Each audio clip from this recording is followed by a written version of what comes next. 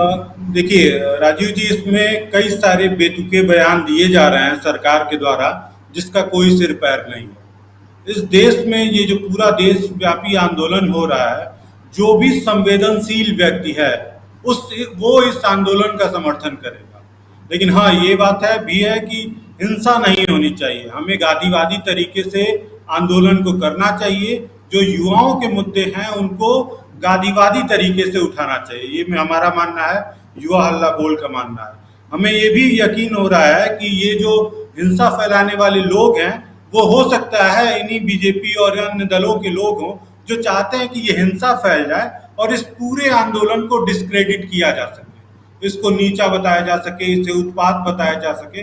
इस तरह का हो सकता है ये प्रोपेगेंडा इनके द्वारा ही फैलाया जा रहा है, क्योंकि ये जो छात्र हैं वो इस तरह के नहीं है कि जो अब झारखंड में सुनने में आया कि कोई कहीं ट्रेनों में बम मिल गए और इस तरह के, तो छात्रों के पास तो इस तरह के बम नहीं है। हो सकता है ये इनकी साजिश हो और कुछ इस तरह का अनुमान हो। हम अभी भी पूरे देश में शांतिपूर्ण गांधीवादी तरीके से आंदोलन करने की हम लोग अपील करते हैं और युवाओं से इस बात का हमारा अपील है। सरकार का जो बयान है और धमकाना है, उसको जहां तक हम लोग देख पा रहे हैं, आप देखिए सरकार धमकाने पे लग गई है। एक तो ये एक तरफ से ये हो रहा है कि कई जगह पे लाठी चार्ज हुए, तमाम चीजें हुई, छात्रों को पीटा गया, जेल भेजे गए बहुत सारे छात्र। हम अपनी बात बताएं, युवा हल्ला बोल की बात बताएं कि हम 16 तारीख की शाम को दिल्ली के कनॉट प्लेस में हम इकट्ठा हो रहे थे। हमारे इकट्ठा होने का रीजन ये था कि जिंद का रहने वाला एक लड़का सचिन, जो इसी सेना भर्ती की तैयारी कर रहा था, उसने आत्महत्या कर लिया। उसको श्रद्धांजलि देने के लिए हम लोग 15 से 20 की संख्या में हम लोगों ने कनॉट प्लेस में इकट्ठा होने का ठाना। क्योंकि कनॉट प्लेस एक सेंट्रल जगह है, दिल्ली में कहीं से भी आएंगे तो कनॉट प्लेस आसानी से पहुंच सके। कनॉट प्लेस में जब हम इकट्ठा हुए तो बिना किसी कारण बताए दिल्ली पुलिस ने हमें हिरासत में ले लिया। हिरासत में लेने के बाद 24 घंटे तक इन्होंने हमें मंदिर मार्ग थाने में बैठाए रखा, 24 घंटे तक, जबकि कानून के हिसाब से ये 24 घंटे हमें नहीं बैठा सकते हैं। रात भर रखा पूरे। अगले दिन इन्होंने हमारे उसमें जो हम लोग सिक्योरिटी देते हैं, जो उस जमानत पे इन्होंने छोड़ना चाहा, तो हमें हमारे ऊपर धारा लगा दिया गया 107 और 151, जिसमें हम निजी मुचलके पे भी छूट सकते हैं। लेकिन इन्होंने हमसे जमानती बुलाया, हमारे साथी वहां जमानत करवाने पहुंचे, जिसके बाद भी उनका वेरिफिकेशन करवाने के नाम पे इन्होंने हमें अगले दिन भी रख लिया और हमें तिहाड़ जेल भेज दिया। अब सोचिए, इस आंदोलन को हम लोग, इनको दिख रहा था कि ये अब युवा हल्ला बोल वाले इस आंदोलन को कुछ दिशा दे रहे हैं, और चूंकि हमारा ट्रैक रिकॉर्ड रहा है कि हम शांतिपूर्ण आंदोलन ही करते हैं, हमको उठा के इन्होंने तिहाड़ भेज दिया। वहां से हमारे वकीलों के प्रयास के बाद फिर मतलब पूरे 48 घंटे इन्होंने हमें हिरासत में रखा, जेल में रखा, तिहाड़ तक भेज दिया। इनका कानून और इस तरह से इनको इस पूरे आंदोलन को जो दबाने की कोशिश थी। क्योंकि एक दिन पहले हम लोगों ने मेरठ में शांतिपूर्ण आंदोलन किया था, जहां जहां भी युवा हल्ला बोल का आंदोलन चल रहा था, वहां कहीं से भी किसी हिंसा की खबर नहीं आई थी। हर जगह शांतिपूर्ण आंदोलन हुआ था। इन लोगों को दिख रहा था कि ये लोग रहेंगे जब तक, वो शांतिपूर्ण आंदोलन करेंगे और देश भर को एकजुट कर लेंगे। इन्होंने इस आंदोलन में जानबूझ करके उपद्रवी तत्वों को शामिल किया, जिससे आंदोलन में हिंसा फैल चुकी है। जिसके बाद तमाम ट्रेनों में आग लगाई गई। जब हम जेल में थे उस समय हमको खबरें मिली कि ट्रेनों में आग लगाई गई, कई जगह गोलियां चल गई, किसी छात्र के मरने की भी खबर आ रही थी हैदराबाद में। हम उसकी पुष्टि नहीं करते हैं कि क्या हुआ क्या नहीं हुआ, क्योंकि उस पर कुछ सही पहलू हमें नहीं मिल पाया। तो आंदोलन को धमकाया जा रहा है। आज ये रायता फैलाना इनका हुआ, सरकार द्वारा रायता फैला दिया गया है और उसके बाद समझाने के लिए सेना को उतार दिया जा रहा है। क्यों? क्योंकि भाजपा का विरोध करके तो वो आम नागरिक कर सकता है, लेकिन सेना का जब विरोध करेगा तो उसको ये साबित कर देंगे यही देशद्रोही है, यही जिहादी है। जब किसान आंदोलन करेंगे तो उनको बता देंगे कि नहीं, खालिस्तानी यही है। जब युवा आंदोलन कर देंगे तो इनको लग जाएगा कि नहीं, ये जिहादी है। तो सरकार का ये जो रूप है वो तो हमें आसानी से पहचान में आता है, और जो आपके माध्यम से सुन रहे हैं लोग, उनको भी ये समझ में आना चाहिए कि सरकार किस तरह से आंदोलनों को दिखाना चाहती है।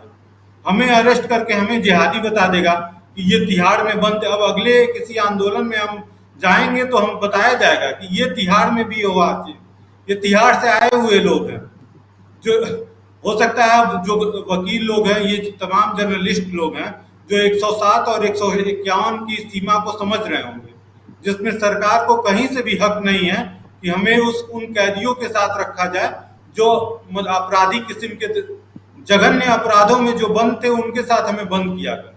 ये तो हमारे ऊपर है, और देश के तमाम हिस्सों में ऐसे शांतिपूर्ण नेताओं के साथ ऐसा हो रहा होगा, हमें पूरा यकीन है। तो आंदोलन को इस तरह से दिखाने की कोशिश की जाती है। अब दूसरी तरफ जब भर्ती की बात करें तो सरकार का देखिए रुख, ये जो पूरी भर्ती प्रक्रिया है, ये ट्रेनिंग तो दिलवाएंगे सेना से, लेकिन उसमें जो सेवा लेना चाहेंगे वो इससे पूंजीपति लेना चाहेंगे। कल को सिक्योरिटी को, अडानी को, अंबानी को, ऐसे तमाम ग्रुप को जरूरत है सिक्योरिटी फोर्सेज की। अब उन्हें ट्रेंड लोग चाहिए। अब सेना से बेहतर ट्रेंड कौन कर सकता है? 4 साल वो ट्रेनिंग करके जो बेरोजगार आए होंगे, उनको इस तमाम इंडस्ट्रीज वाले जो निजी पूंजीपति लोग हैं, वो लोग आसानी से ग्रैब कर सकते हैं। और सरकार की प्राथमिकता रही है, जब पूरा देश गरीब होता गया है तब हमें वो ट्रैक रिकॉर्ड मिला है। जब देश में तमाम इकोनॉमी डूब गई है देश की, वैसे टाइम में 2 लोग दुनिया में सबसे बड़े पूंजीपति बन के उभर आए हैं। उस ट्रैक रिकॉर्ड को आप समझिए। आज देश में वैसे ही पूंजीपति लोगों के लिए इन तमाम योजनाओं को लाने की कोशिश की जा रही है कि ट्रेनिंग सेना दे दे और सेवा ले ले पूंजीपति। इतनी भर्तियां थी इस भर्ती। अब तमाम आपके जो विजिटर्स होंगे, जो देख रहे होंगे इस चैनल के माध्यम से, उनको इस बात की समझ होगी कि तमाम भर्तियां लगातार रेगुलर प्रोसेस में सेना के द्वारा चलाई जा रही थी। उन भर्तियों को रोक दिया गया।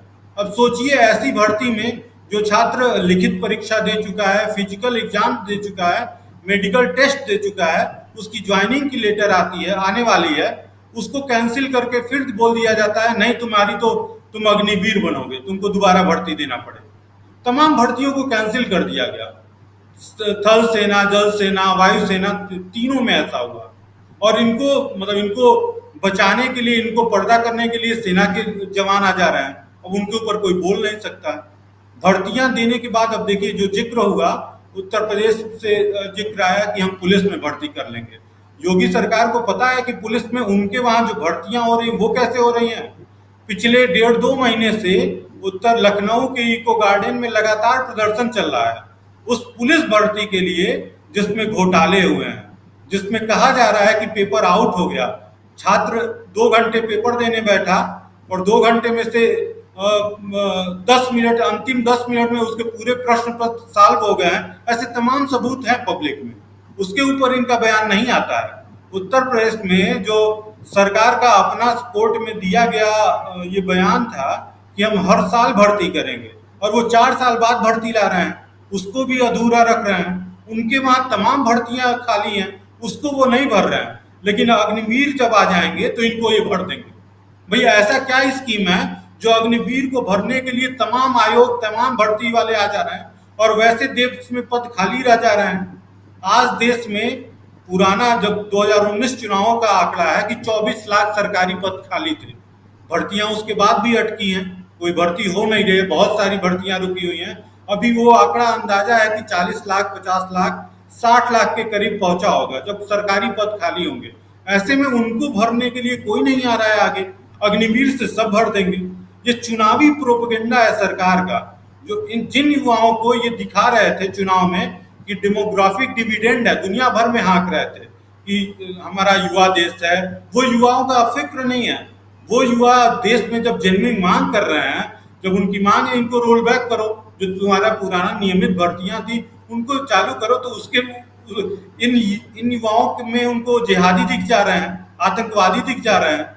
तो सरकार का तो ये रुख हमें दिख रहा है, बड़ी आसानी से दिख रहा है, जिसमें सीधे सीधे तौर पे है कि ये युवा विरोधी सरकार है, ये सेना विरोधी सरकार है और ये देश विरोधी सरकार है, जिनको युवाओं से मतलब नहीं है, सेना से मतलब नहीं है और देश में इस अराजकता से कोई मतलब नहीं है।